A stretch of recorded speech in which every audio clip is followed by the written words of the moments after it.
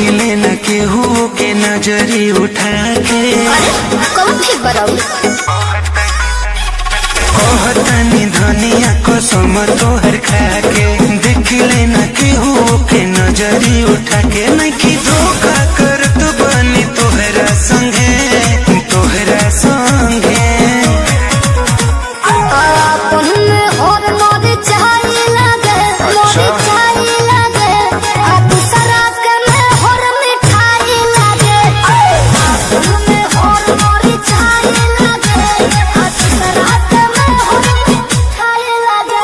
अरे अपनी तो जैसे तैसे, थोड़ी ऐसे या वैसे कट जाएगी